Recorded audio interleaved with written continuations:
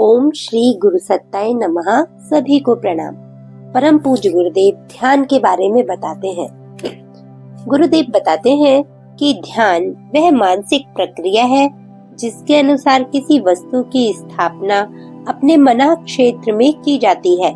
मानसिक क्षेत्र में स्थापित की हुई वस्तु हमारे आकर्षण का प्रधान केंद्र बनती है। उस आकर्षण की ओर मस्तिष्क की अधिकांश शक्तियां खिंच जाती हैं। फलस्वरूप एक स्थान पर उनका केंद्रीकरण होने लगता है। चुंबक पत्थर अपने चारों ओर बिखेरे हुए लौह कणों को सब दिशाओं में खींचकर अपने पास जमा कर लेता है। इसी प्रकार ध्यान द्वारा मन सब ओर से खींचकर एक केंद्र बिंदु पर एकाग्र होता है। बिखरी हुई चित्त प्रवृत्तियां एक जगह सिमट जाती हैं। कोई आदर्श लक्ष्य इष्ट निर्धारित करके उसमें तन्मय होने को ध्यान कहते हैं। जैसा ध्यान किया जाता है मनुष्य वैसा ही बनने लगता है।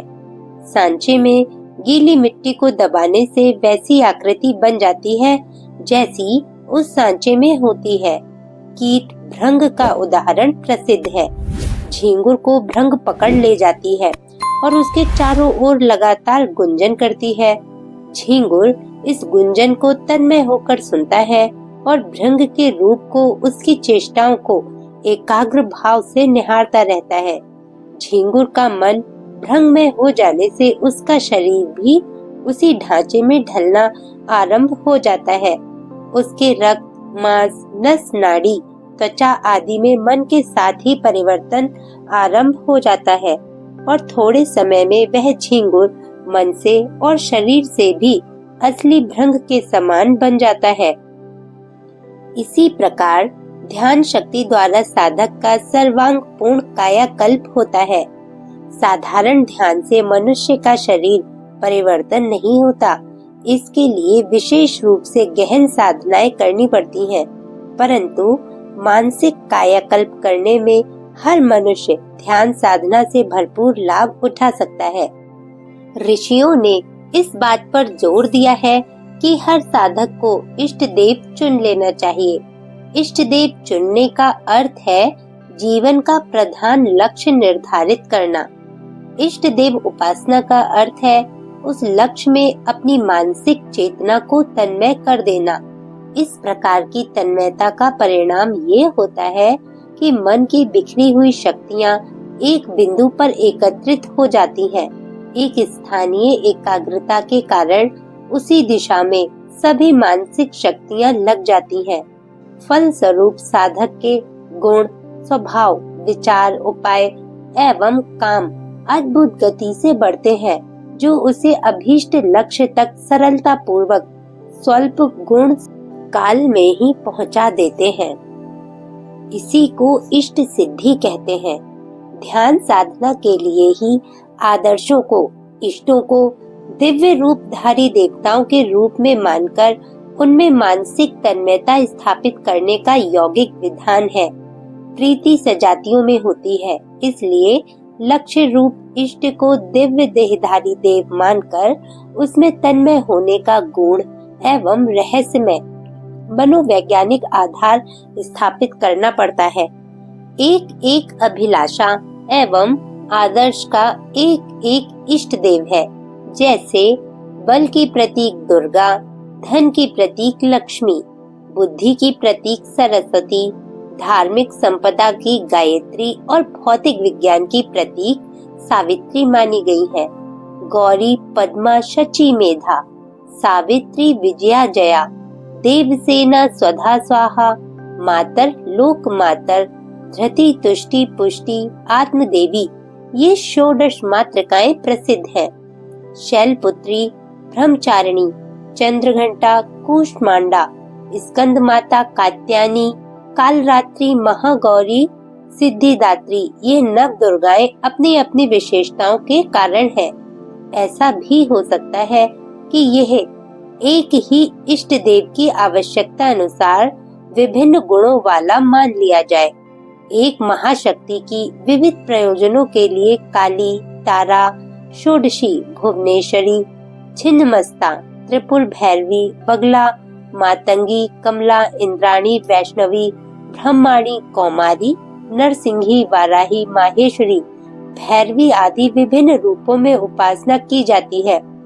एक ही महागायत्री की ह्रीं श्रीं क्लीं यानी सरस्वती, लक्ष्मी, काली के तीनों रूप में आराधना होती है।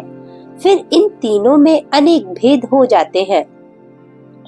जो साधक मातृ शक्ति की अपेक्षा पितृ शक्ति में अधिक रुचि रखते हैं, जिन्हें नारी परक शक्ति तत्व की अपेक्षा पुरुष तत्व प्रधान यानी पुल्लिंग दिव्य तत्व में विशेष मन लगता है, वे गणेश, नृसिंह, भैरव, शिव, विष्णु, कृष्ण आदि इष्टों की उपासना करते हैं। यहाँ किसी को भ्रम में पड़ने की आवश्यकता नहीं है। अनेक देवताओं का कोई स्वतंत्र आधार नहीं है। ईश्वर एक है, उसकी अनेक शक्तियाँ ही अनेक देवों के नाम से पुकारी जाती हैं।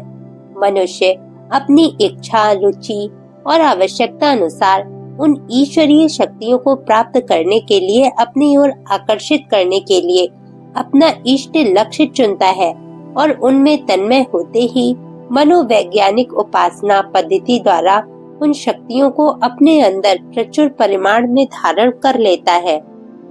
ध्यान योग साधना में मन की एकाग्रता के साथ साथ लक्ष्य को, इष्ट को भी प्राप्त करके योग स्थिति उत्पन्न करने का दोहरा लाभ प्राप्त करने का प्रयत्न किया जाता है। इसलिए इष्ट देव का मना क्षेत्र में उसी प्रकार ध्यान करने का विधान किया गया है। ध्यान में 5 अंग हैं। पहला स्थिति, दूसरा संस्थिति, तीसरा विगति, चौथा प्रगति, 5वां संस्मृति। इन पर गुरुदेव ने कुछ प्रकाश इस प्रकार डाला है। स्थिति का तात्पर्य है साधक की उपासना करते समय की स्थिति। मंदिर में, नदी तट पर, एकांत में, शमशान में स्नान करके, बिना स्नान किए, पद्मासन से, सिद्धासन से, किस ओर मुंह करके, किस मुद्रा में, किस समय, किस प्रकार ध्यान किया जाए, इस संबंध की व्यवस्था को स्थिति कहते हैं। संस्थिति का अर्थ है इष्ट देव की छवि का निर्धारण, उपास्य देव का मुख, आकृति, आकार, मुद्रा, वस्त्र, आभूषण, वाहन, स्थान, भाव को निश्चित करना संस्थिति कहलाती है। विगति कहते हैं गुणावली को। इष्ट देव में क्या विशेषताएं, शक्तियां, सामर्थ्य, परंपराएं एवं गुणावलियां हैं, उनको जानना विगति कहा जाता है। प्रगति कहते हैं उपासना काल में साधक के मन में रहने वाली भावना को। दास्य, सखा, गुरु, बंधु, मित्र, माता पिता, पति, पुत्र, सेवक, शत्रु आदि जिस रिश्ते से उपास्य देव को मानना हो, उस रिश्ते की स्थिरता तथा उस रिश्ते को प्रगाढ़ बनाने के लिए इष्ट देव को प्रमुख ध्यानावस्था में अपने आंतरिक भावनाओं को विविध शब्दों तथा चेष्टाओं द्वारा उपस्थित करना प्रगति कहलाता है। संस्मृति वह व्यवस्था है जिसमें साधक और साध्य, उपासक और उपास्य एक हो जाते हैं। दोनों में कोई भेद नहीं रहता।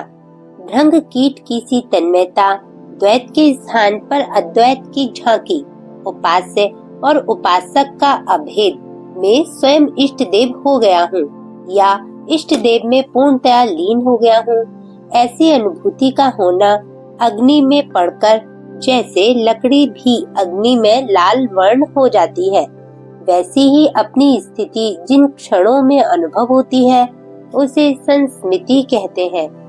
एक ही इष्ट देव के अनेक प्रयोजनों के लिए अनेक प्रकार से ध्यान किए जाते हैं। साधक की आयु, स्थिति, मनोभूमि, वर्ण, संस्कार आदि के विचार से भी ध्यान की विधियों में स्थिति, संस्थिति, विगति, प्रगति एवं संस्मृति की जो कई महत्वपूर्ण पद्धतियां हैं, उनका सविस्तार वर्णन गुरुदेव ने यहाँ नहीं किया।